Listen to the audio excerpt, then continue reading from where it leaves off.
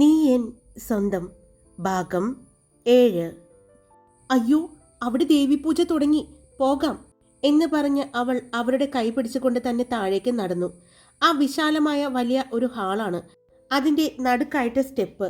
താഴേക്ക് ഇറങ്ങി ദയയുടെ കൂടെ ഇറങ്ങി വരുമ്പോൾ ദക്ഷയുടെ കണ്ണുകൾ ദേവിപൂജ നടക്കുന്ന സ്ഥലത്തേക്ക് നോക്കി.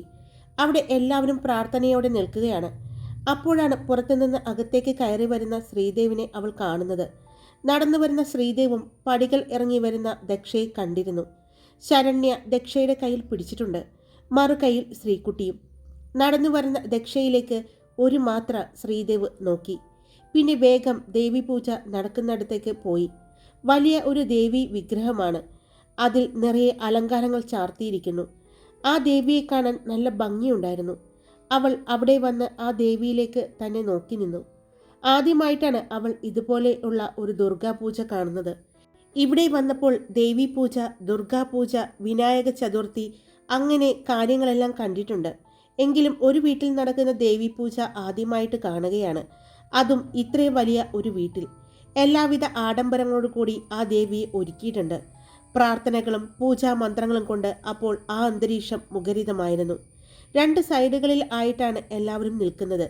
ശ്രീദേവിൻ്റെ അമ്മ ശ്രീദേവിനെയും ശരണ്യെയും അടുത്തേക്ക് വിളിച്ചു. അവർ മുൻപിൽ തന്നെ ചെന്ന് നിന്നു. എല്ലാവരും പ്രാർത്ഥനയിൽ മുഴുകി നിൽക്കുമ്പോഴാണ് ദക്ഷയുടെ കയ്യിലെ ഫോൺ റിങ് ചെയ്യുന്നത്. അവൾ ഫോണിലേക്കും പിന്നെ ചുറ്റും ഒന്ന് നോക്കി. അവളുടെ ഫോൺ റിങ് ചെയ്യുന്ന ശബ്ദം കേട്ട് ദയ, മോളെ ഇവിടെ നിന്ന് കേൾക്കാൻ പറ്റില്ല, മോള് പുറത്തേക്ക് പോയിട്ട് കോൾ എടുക്ക്. ദയ പറഞ്ഞതും അവൾ അവിടെ നിന്നും പതിയെ പുറകിലേക്ക് നടന്നു. പിന്നെ വേഗം എൻട്രൻസ് ലക്ഷ്യമാക്കി നടന്നു. കയ്യിലെ ഫോൺ അവൾ അപ്പോഴേക്കും അറ്റൻഡ് ചെയ്തിരുന്നു. ഹലോ, ആരാണ്? അവൾ ചോദിക്കുന്നുണ്ടെങ്കിലും അവിടെ നിന്നും മറുപടി കേൾക്കുന്നില്ല. ഒരു നിമിഷം അവൾ നിന്നു. കോൾ കട്ടായി എന്ന് വിചാരിച്ചു. പക്ഷേ കോൾ കട്ടായിട്ടില്ല എന്ന് കണ്ടതും അവൾ വീണ്ടും ഹലോ പറഞ്ഞു. അവിടെ നിന്നും മിണ്ടാത്തത് കണ്ടപ്പോൾ അവൾ അവിടെ നിന്നും തിരിഞ്ഞു നടക്കാൻ പോയപ്പോൾ വീണ്ടും കോൾ റിങ് ചെയ്തു. അവൾ വീണ്ടും ഫോൺ എടുത്തതും പെട്ടെന്ന് അവളുടെ കയ്യിൽ ആരോ പിടിച്ചു വലിച്ചു. പെട്ടെന്ന് ആയതുകൊണ്ട് ശരിക്കും പേടിച്ചു. അവിടെ ഭംഗിയായി കട്ട് ചെയ്തിരിക്കുന്ന ഒരു ചെടിയുടെ മറവിലാണ് അവളെ വലിച്ചു നിർത്തിയത്. കയ്യിൽ പിടിച്ച ആളെ അവൾ അതിനോടകം കണ്ടിരുന്നു. ശ്രീദേവ്, അവൾ അറിയാതെ തന്നെ പറഞ്ഞു. ഇവിടെ പൂജയ്ക്ക് വരുമ്പോൾ ഷോൾ ഇടണം. നടന്നു പോയ ഒരു സ്ത്രീയെയും അവരുടെ മകളെയും കാണിച്ചു കൊടുത്തു. അവർ തലയിലൂടെ ഷോൾ ഇട്ടിട്ടുണ്ട്. അയ്യോ, എനിക്കറിയില്ലായിരുന്നു, ഞാൻ കൊണ്ടുവന്നിട്ടില്ല, അവൾ പറഞ്ഞു. പെട്ടെന്ന് അവൻ പുറകിൽ പിടിച്ച ഒരു കൈ മുന്നോട്ട് കൊണ്ടുവന്നു. അതിൽ ഒരു ഷോൾ ഉണ്ടായിരുന്നു. ഒരു ചുവന്ന ഷോളായിരുന്നു അത്. ഇതാ, ഇതിട്ടോ, അവൻ പറഞ്ഞതും അവൾ അവനെ തന്നെ നോക്കി നിന്നു. അവളത് വാങ്ങുന്നില്ല എന്ന് കണ്ടതും അവൻ തന്നെ ആ ഷോള് അവളുടെ തലയിലൂടെ ഇട്ടുകൊടുത്തു. ഇതുപോലെ വേണം ദുർഗാപൂജയ്ക്ക് അവിടെ നിൽക്കാൻ, അവൻ പറഞ്ഞു. വാ. അപ്പോഴും ഒരു പകപ്പിൽ നിന്നും അവൾ മാറിയിട്ടുണ്ടായിരുന്നില്ല. അവൻ അവളെയും കൊണ്ട് അകത്തേക്ക് നടന്നു. മുൻവാതിൽ എത്തിയതും അവളിൽ നിന്നും പിടുത്തം മാറ്റി. അവൻ പൂജ നടക്കുന്ന ഭാഗത്തേക്ക് നടന്നു. അവൻ പോകുന്നത് നോക്കി നിന്ന അവളും പതിയെ അവിടേക്ക് നടന്നു. ദയയുടെയും അവളുടെ കൂട്ടുകാരുടെയും അടുത്തേക്ക് ചെന്ന് നിന്നു. തന്ത്രി എന്ന് തോന്നിക്കുന്ന ഒരു പുരോഹിതൻ പൂജാമന്ത്രങ്ങൾ ചൊല്ലി ദേവിക്ക് മധുരപലഹാരങ്ങൾ എല്ലാം നേദിക്കുകയായിരുന്നു. എല്ലാം കഴിഞ്ഞപ്പോൾ അരമണിക്കൂറിനോളം അധികം സമയമെടുത്തു. ദക്ഷയും കൂട്ടുകാരും അത് യാതൊരുവിധ മടിയുമില്ലാതെ അത്ഭുതത്തോടെയാണ് നോക്കിക്കണ്ടത്. അവരുടെ ജീവിതത്തിലെ ആദ്യത്തെ അനുഭവമായതുകൊണ്ട് തന്നെ യാതൊരു മടുപ്പും അവർക്ക് തോന്നിയില്ല. എല്ലാം കഴിഞ്ഞതും ശ്രീദേവിൻ്റെ അമ്മയും ശരണ്യയും ശ്രീദേവുമെല്ലാം എല്ലാവർക്കും മധുരപലഹാരങ്ങൾ കൊടുക്കാൻ തുടങ്ങി. അത് ദേവി പ്രസാദമായിരുന്നു. 2 കൈകൾ നീട്ടി എല്ലാവരും ആ പ്രസാദത്തെ സ്വീകരിക്കുകയും അത് കഴിക്കുകയുമാണ്. അത് കണ്ടതും ദയയും ദക്ഷയും കൂട്ടുകാരും അതുപോലെ തന്നെ ചെയ്തു. എല്ലാം കഴിഞ്ഞ് എല്ലാവർക്കും ഭക്ഷണം കൊടുക്കുന്ന അടുത്തേക്ക് ചെല്ലാൻ പറഞ്ഞതും എല്ലാവരും അങ്ങോട്ട് പോയി. അപ്പോഴും ദയയും ദക്ഷയും എല്ലാം അങ്ങനെ തന്നെ നിന്നതേയുള്ളൂ. അപ്പോഴാണ് അവരുടെ അടുത്തേക്ക് ശരണ്യ വന്നു. ചേച്ചി വാ, ദാദയെയും ദാദിയെയും പരിചയപ്പെടുത്തി തരാം എന്ന് പറഞ്ഞ് അവരെ കൂട്ടി ശ്രീദേവിൻ്റെ അച്ഛൻ്റെ പാരൻസിനെ കാണാൻ വേണ്ടി പോയി. അവിടെ ചെന്ന് അവർക്ക് പരിചയപ്പെടുത്തി കൊടുക്കുകയും അവർ നന്നായി തന്നെ അവരോട് സംസാരിക്കുകയും ചെയ്തു. നിങ്ങൾ ചെന്ന് ഭക്ഷണം കഴിച്ചിട്ട് വാ, ദാദ പറഞ്ഞതും എല്ലാവരെയും കൂട്ടി ശരണ്യ ഭക്ഷണം കഴിക്കുന്ന ഭാഗത്തേക്ക് നടന്നു. ശ്രീദേവും അവൻ്റെ കുറച്ച് ആളുകളും അപ്പോഴും അവിടെ നിന്ന് സംസാരിക്കുന്നുണ്ടായിരുന്നു. ചേച്ചി, നമുക്കിതേ അവിടെ ഇരിക്കാം എന്ന് പറഞ്ഞ് ഒരു ടേബിളിന് ചുറ്റും കസേരകൾ ഇട്ടിരിക്കുന്ന ഭാഗത്തേക്ക് കാണിച്ചു കൊടുത്തു. ശരണ്യ പറഞ്ഞതും എല്ലാവരും അവിടെ ചെന്ന് ഇരുന്നു. അപ്പോഴേക്കും യൂണിഫോം ധരിച്ച 2-3 പേർ അവരുടെ അടുത്തേക്ക് വന്നു. അവർക്ക് വേണ്ടതെല്ലാം ശരണ്യ തന്നെയാണ് പറഞ്ഞു കൊടുത്തത്. അതെടുക്കാനായി അവർ പോയപ്പോഴാണ് ശരണ്യ, ചേച്ചി ഈ ദുപ്പട്ട ഏതാണ്? ചേച്ചി വന്നപ്പോൾ ഈ ദുപ്പട്ട ഇട്ടിട്ടുണ്ടായിരുന്നില്ലല്ലോ. ശരണ്യ ചോദിച്ചപ്പോഴാണ് എല്ലാവരും അത് ശ്രദ്ധിച്ചത്. ശരിയാണല്ലോ, നീ ദുപ്പട്ട ഇട്ടിട്ടുണ്ടായിരുന്നില്ലല്ലോ, ഇതേതാണ്? അത് ഞാൻ ഫോൺ വന്നപ്പോൾ പുറത്തേക്ക് പോയില്ലേ, അപ്പോൾ എന്നോട് തലയിൽ ഷോൾ ഇടണം എന്ന് ഒരു ചേച്ചി പറഞ്ഞു. അപ്പോൾ അവരുടെ കയ്യിലുണ്ടായിരുന്ന ഷോൾ തന്നതാണ്. ചെറിയൊരു വെപ്രാളത്തോടെയും പേടിയോടെയും അവൾ പറഞ്ഞു ഒപ്പിച്ചു. ആ സമയം എന്തുകൊണ്ടോ ശ്രീദേവ് തന്നതാണ് എന്ന് പറയാൻ അവൾക്ക് തോന്നിയില്ല. ചേച്ചി, ഇതിവിടെ കല്യാണത്തിന് സ്ത്രീകൾ തലയിലൂടെ ഇടുന്നതാണ്. ദേവിയുടെ തലയിൽ ഇട്ടിരിക്കുന്ന ദുപ്പട്ടയും ഇതും ഒരുപോലത്തെയാണ്. ശരണ്യ പറഞ്ഞതും അപ്പോൾ ഇത് കൊടുത്ത ആ സ്ത്രീ ആരാണ്? ഇനി അവർക്ക് മകനാരെങ്കിലും ഉണ്ടോ? ഇവളെ കണ്ടപ്പോൾ ഇഷ്ടം തോന്നി, അവരുടെ മകന് വേണ്ടി കല്യാണം ആലോചിക്കാൻ വേണ്ടി എങ്ങാനും ചെയ്തതാണോ? ശ്രാവണി ചോദിച്ചതും അവളെ ദക്ഷ കോർപ്പിച്ചു നോക്കി. ഇതങ്ങനെയൊന്നുമല്ല, അവരുടെ കയ്യിൽ അതായിരിക്കും ഉണ്ടായത്, അതവൾക്ക് കൊടുത്തു എന്ന് മാത്രം ദയ പറഞ്ഞു. അപ്പോഴേക്കും അവർക്ക് മുന്നിലേക്ക് ഭക്ഷണവുമായി കുറച്ച് സ്റ്റാഫുകൾ വന്നു. അതെല്ലാം അവരുടെ ടേബിളിൽ വെച്ചു. അപ്പോഴാണ് ഗൗതം നീനയെയും കൊണ്ട് അങ്ങോട്ട് വന്നത്. ഇത് കൊള്ളാലോ, നിങ്ങളുടെ കൂടെ വന്നതല്ലേ ഞങ്ങൾ, എന്നിട്ട് ഞങ്ങളെ വിളിക്കാതെ ഭക്ഷണം കഴിക്കുകയാണോ? ഗൗതം ചോദിച്ചു. ഇല്ല ഗൗതം, നിങ്ങളെ ഞങ്ങൾ കുറേ നോക്കി, കണ്ടില്ല. അപ്പോൾ നിങ്ങൾ നേരത്തെ അവിടെ പൂജ സ്ഥലത്തും ഉണ്ടായിരുന്നില്ലല്ലോ, നിങ്ങൾ കഴിക്കാൻ പോയിട്ടുണ്ടാകും എന്ന് കരുതി, ദയ പറഞ്ഞു. ഞങ്ങൾ വെറുതെ പറഞ്ഞതാണ്, ഞങ്ങൾ കഴിച്ചു, ഗൗതമിൻ്റെ കൂടെ നിന്ന് നീന പറഞ്ഞു. എന്നാൽ നിങ്ങൾ കഴിക്ക് എന്ന് പറഞ്ഞ് അവർ അവിടെ നിന്നും കുറച്ച് മാറി ഒരാളുമായി സംസാരിക്കാൻ തുടങ്ങി. എന്നാൽ ഗൗതമിൻ്റെ കണ്ണുകൾ ഭക്ഷണം കഴിച്ചുകൊണ്ട് ഇരുന്ന് സംസാരിക്കുന്ന ദക്ഷയിൽ ആയിരുന്നു. കൂട്ടുകാരോട് സംസാരിച്ചുകൊണ്ട് അങ്ങോട്ട് വന്ന ശ്രീദേവ് ഗൗതമിനെ നോക്കി. ഗൗതം അവരോട് സംസാരിക്കുന്നുണ്ടെങ്കിലും അവൻ്റെ നോട്ടം പോകുന്ന ഭാഗത്തേക്ക് ശ്രദ്ധിച്ച ശ്രീദേവ് കണ്ടു. ഗൗതം നോക്കുന്നത് അവൻ്റെ നേരെ ഇരുന്ന് ഭക്ഷണം കഴിക്കുന്ന ദക്ഷയെ ആണെന്ന്. അത് കണ്ടതും ശ്രീദേവ് ഗൗതമിൻ്റെ അടുത്തേക്ക് ചെന്നു. അവന് മുന്നിൽ ഒരു മറ പോലെ നിന്നു. ഗൗതം, നിങ്ങൾ ഭക്ഷണം കഴിച്ചോ? ശ്രീദേവ് ചോദിച്ചു. കഴിച്ചു, ഇപ്പോൾ കഴിച്ചതേ ഉള്ളൂ. ശ്രീദേവ് കഴിച്ചുവോ? നീന ചോദിച്ചു. ഇല്ലടോ, കഴിച്ചിട്ടില്ല. എല്ലാവരും പോയി കഴിഞ്ഞ് ഫാമിലിയായിട്ട് ഇരിക്കുകയുള്ളൂ. സഹോദരി ദേ അവിടെ ഇരിക്കുന്നുണ്ടല്ലോ, ഗൗതം പറഞ്ഞു. അത് ആ കുട്ടി വന്നപ്പോൾ മുതൽ ദക്ഷയെയും അവരുടെ കൂട്ടുകാരെയും കൈവിടാതെ തന്നെ നടക്കുന്നുണ്ട്. ആ കുട്ടിക്ക് അവരെ ഒരുപാട് ഇഷ്ടപ്പെട്ടു എന്ന് തോന്നുന്നു, നീന പറഞ്ഞു. ചെറിയൊരു പുഞ്ചിരിയോടെ ശ്രീദേവ് അത് കേട്ടു നിന്നതേയുള്ളൂ. ഗൗതം എന്ന് പറഞ്ഞ് ഒരാൾ വിളിച്ചതും ഗൗതം തിരിഞ്ഞ് അങ്ങോട്ട് നോക്കി.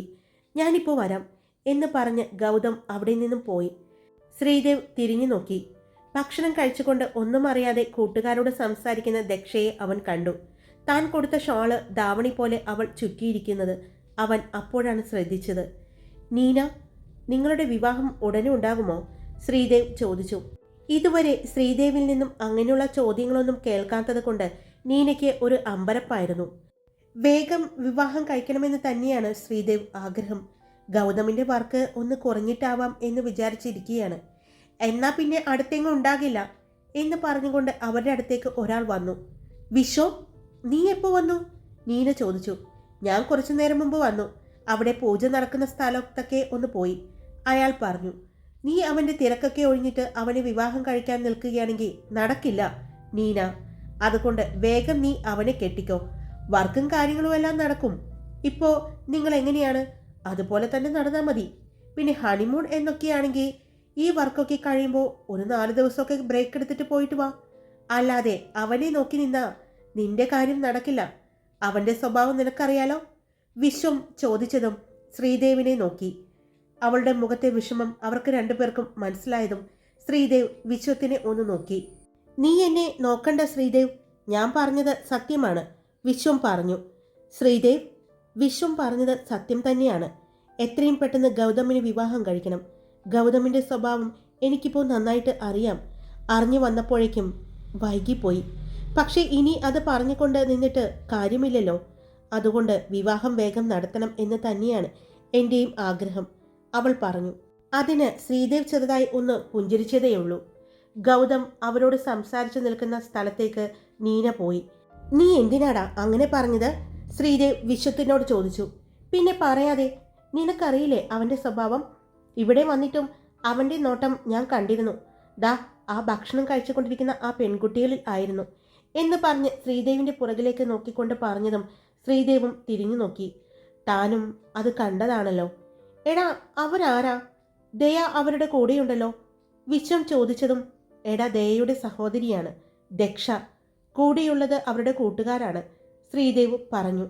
അവരെ നീ വിളിച്ചിട്ടുണ്ടായിരുന്നോ? വിശ്വം ചോദിച്ചു. എടാ അവരിവിടെ ഫാഷൻ ഡിസൈനിങ് പഠിക്കുകയാണ്. വെക്കേഷനായിട്ട് നാട്ടിൽ പോകാൻ വേണ്ടി വന്നപ്പോൾ ദയയുടെ ഒപ്പം പോകാൻ വേണ്ടി വെയിറ്റ് ചെയ്യുകയായിരുന്നു. അതുകൊണ്ട് ദയയുടെ കൂടെ ഉണ്ടായിരുന്നു അവർ ലൊക്കേഷനിലും. അങ്ങനെ പരിചയപ്പെട്ടതാണ്. എടാ ആ ദയയുടെ അടുത്തിരിക്കുന്ന കുട്ടിയെ കാണാൻ കൊള്ളാലോ. ഒരുപക്ഷെ ദയയേക്കാൾ നല്ല ഭംഗിയുണ്ട് എന്ന് തോന്നുന്നു. എൻ്റെ പുതിയ സിനിമയിലേക്ക് നായികയെ അന്വേഷിക്കുകയാണ്. ആ കുട്ടി അഭിനയിക്കുമോ ആവോ?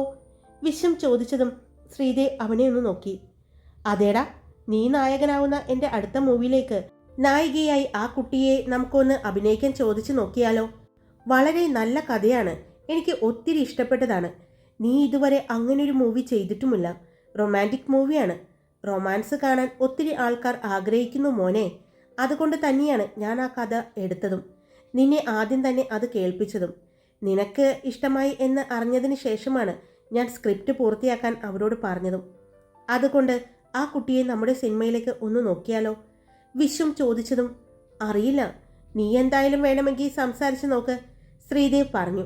പക്ഷേ ശ്രീദേവിനറിയാം അവൾ ഒരിക്കലും അഭിനയ രംഗത്തേക്ക് വരില്ല എന്ന്. അവൾ പറഞ്ഞത് അവൻ്റെ മനസ്സിൽ ഇപ്പോഴുമുണ്ട്. വേണ്ട, അവൾ അഭിനയ രംഗത്തേക്ക് വരണ്ട, അവൻ മനസ്സിൽ പറഞ്ഞു.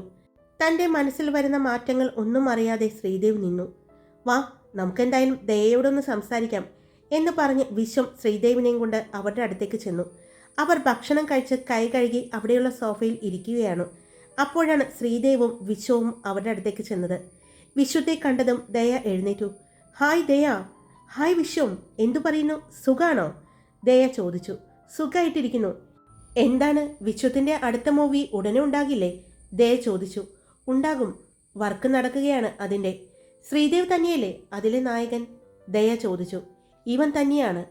ഇത് ആരൊക്കെയാണ്? ദയയുടെ അടുത്ത് നിന്ന് ദക്ഷയും കൂട്ടുകാരെയും കാണിച്ചുകൊണ്ട് വിശ്വം ചോദിച്ചു. ഇതെൻ്റെ സഹോദരി ദക്ഷ. ഇവിടെ ഫാഷൻ ഡിസൈനിങ് പഠിക്കുന്നു. ഇത് അവളുടെ കൂട്ടുകാർ ശ്രീകുട്ടി, സാരംഗി, ശ്രാവണി. ഒരാൾ കൂടിയുണ്ട്, ആളിവിടെ ഇല്ല. വേറെ ഒരു സ്ഥലം വരെ പോയിരിക്കുകയാണ്. വെക്കേഷനാണ്, നാട്ടിലേക്ക് പോകാൻ വേണ്ടി ഇരിക്കുകയാണ്. ഞാൻ എൻ്റെ കൂടെ കൊണ്ടുപോകാമെന്ന് പറഞ്ഞു പിടിച്ച് നിർത്തിയിരിക്കുകയാണ്. അപ്പോൾ നിങ്ങൾ നാളത്തെ കഴിഞ്ഞ് പോകുമോ? വിശ്വം ചോദിച്ചു. പോകും, ബാക്കിയുള്ള ഷൂട്ടിംഗ് കൊച്ചിയിലല്ലേ, അതുകൊണ്ട് നാളത്തെ കഴിഞ്ഞ് ഞങ്ങൾ പോകും, ദയ പറഞ്ഞു. ഞങ്ങളും നാളെ കഴിഞ്ഞ് കൊച്ചിയിലേക്ക് വരികയാണ്. ഞാൻ ദേ ഇപ്പോൾ ഫ്രീ ആയതുകൊണ്ട് ദേ ഇവൻ വിളിച്ചിട്ട് വന്നതാണ്. ഇനിയിപ്പോൾ ബാക്കി വർക്കിൻ്റെ കാര്യങ്ങളെല്ലാം നടക്കുന്നത് കൊച്ചിയിലാണ്. പുതിയ നായികയെ തപ്പിക്കൊണ്ടിരിക്കുകയാണ്, വിശ്വം ദക്ഷയെ നോക്കിക്കൊണ്ട് പറഞ്ഞു. ഇത് തൻ്റെ സിസ്റ്റർ അല്ലേ? ദയയോട് വിശ്വം ചോദിച്ചു. അതെ. ആൾക്ക് അഭിനയിക്കാൻ താല്പര്യമുണ്ടോ? വിശ്വം ചോദിച്ചു. എന്തുപറ്റി? വിശ്വത്തിൻ്റെ പുതിയ മൂവിയിലേക്ക് വേണ്ടിയാണോ? ദയ ചോദിച്ചു. അതേടോ, പുതുമുഖ നായികയെ തപ്പിക്കൊണ്ടിരിക്കുകയാണ്. അപ്പോഴാണ് ഇയാളെ കണ്ടത്. കണ്ടപ്പോൾ ആള് കൊള്ളാമെന്ന് തോന്നി. തൻ്റെ സഹോദരിയല്ലേ, അപ്പോൾ അഭിനയിക്കാനുള്ള കഴിവും ഉണ്ടാകും എന്ന് തോന്നുന്നു, വിശ്വം പറഞ്ഞു. അടുത്തു നിന്ന് ദക്ഷ അത് കേൾക്കുന്നുണ്ടെങ്കിലും അവൾ അതിന് മറുപടി കൊടുത്തില്ല. വിശ്വം ദക്ഷയോട് തന്നെ ചോദിച്ചു നോക്ക്, ദയ പറഞ്ഞതും വിശ്വം ദക്ഷയെ നോക്കി.